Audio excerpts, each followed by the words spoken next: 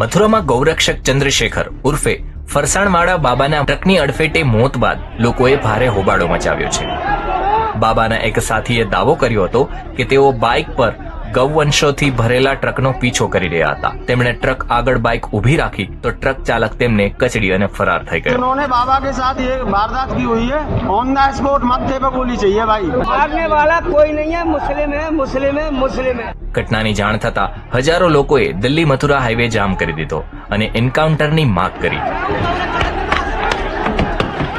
मांग ये है कि जैसे हमारे महाराज जी इनको इनने शहीद को दर्जा दिया जाए और जिन मुसलमानों ने ये मतलब सोची साजिश समझी करी हो उन्हें फांसी की सजा दी जाए, एनकाउंटर करो जाए इनको. સ્થિતિ પર કાબુ મેળવવા પહોંચેલી પોલીસ અને લોકો સામે આવી ગયા.